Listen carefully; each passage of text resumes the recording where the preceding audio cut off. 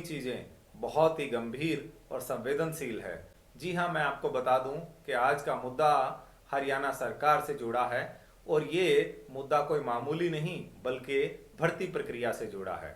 जी हाँ, हरियाणा सरकार बार बार ये दावा करती है, वायदा करती है और अपने मंचों से इस बात का बखान भी करती है कि हमारे यहाँ पूरी ईमानदारी बरती जाती है, पूरी तरह से ट्रांसपेरेंसी से भर्तियां होती हैं।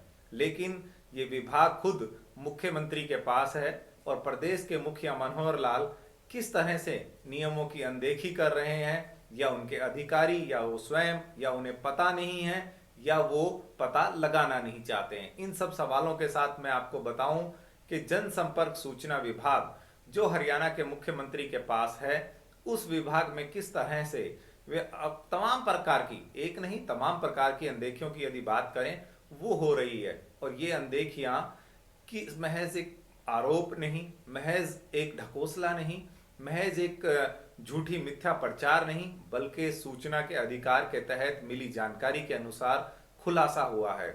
और ये तमाम जो दस्तावेज हैं, पहले आप एक झलक इन्हें देखिए, क्योंकि ये दस्तावेज हरियाणा सरकार के चीफ सेक्रेटरी के हस्ताक्षर से जारी किए गए हैं।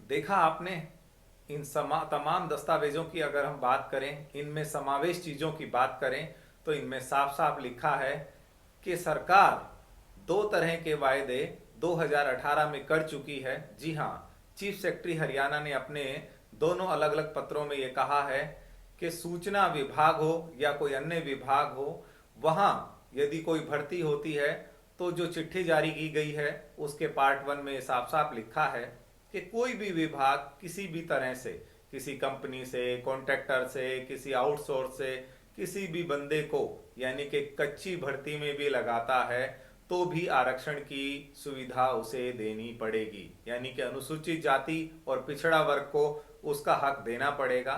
और पार्ट नंबर 2 की यदि हम बात करें तो उसमें साफ साफ जो है प्रदेश के चीफ सेक्रेटरी ने यह कहा है कि विभाग यदि आउटसोर्स की भर्ती करते हैं, चाहे वो किसी भी विभाग में भर्ती हो, तब भी ये दोनों कैटेगरी को ध्यान में रखते हुए, उनके संख्या बल को ध्यान में रखते हुए, उनके अनुपात को ध्यान में रखते हुए भर्ती की जाए। लेकिन हम आपको बता दें कि सूचना विभाग चंडीगढ़ में जो बड़े बड़े अधिकारी, उनके पास जड़ जमाए हुए कर्मचारी जो रिटायरमेंट के बाद भी कॉन्ट्रैक्ट पे और अपना जो है कार्यकाल बढ़ा के काम कर रहे हैं, उन्होंने इन सब चीजों को, नियमों को ताक पे रखते हुए चीफ सेक्रेटरी के आदेशों की तब अवहेलना की। और जो खुलासा हुआ वो बेहद चौंकाने वाला है कि उन्होंने बाकायदा ये चिट्ठी जारी करके सूचना के अधिकार के तहत बताया है कि उन्होंने कोई इस तरह की अनुपालना नहीं की है। यानी कि आरक्षण के मद्देनजर जो भर्तियां की जानी थी, जिनको हक मिलना था, चाहे वो अगड़े हों, पिछड़े हों, उनको वो हक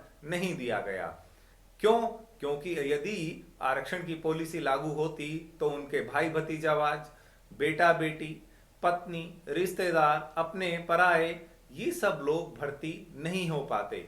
और ये महज हजारों रुपए नहीं बल्कि कई लाखों रुपए का चूना हरियाणा सरकार और इस सूचना विभाग को लगा रहे हैं। ये वही विभाग है दोस्तों जो आरक्षण की बात, ये तमाम पिछड़े वर्ग की बात, अति पिछड़ा वर्ग की बात, इन सब सब बातों की यदि हम बात करें तो इनका बखान करने के लिए जनता के बीच में आता है, जनता के बीच सरकार की जो नीतियों की बात है उसका प्रचार प्रसार करता है। लेकिन इसकी खुद की नीयत में खोट है।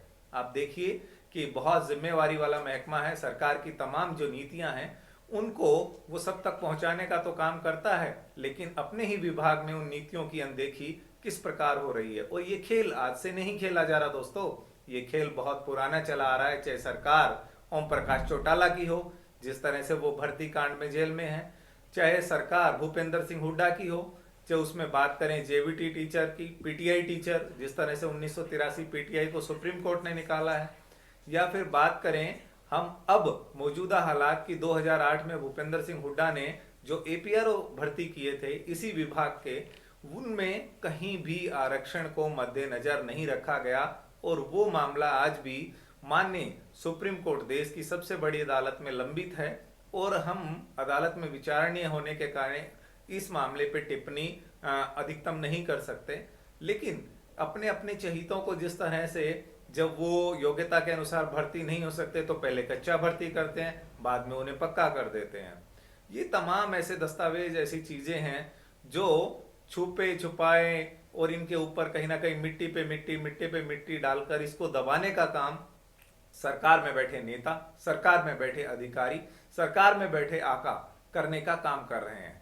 अब देखने वाली बात यह है कि ये तमाम दस्तावेज हम हरियाणा सरकार को चुनौती के साथ दिखा रहे हैं और यदि किसी हरियाणा सरकार के अधिकारी, कर्मचारी जांच कमेटी को चाहिए तो वो हम इन्हें देने को भी तैयार हैं।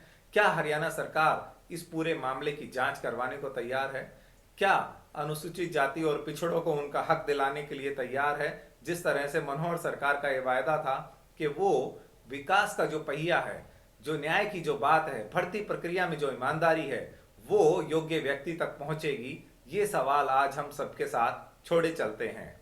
अंत में आपसे यही अपील है कि इस प्रकार के मुद्दे सबूतों के साथ हम आगे भी उठाते रहेंगे और इसके लिए आप हमारे चैनल को सब्सक्राइब करें, लाइक करें और बेल आइकन का बटन जरूर दबाएं। धन्यवाद।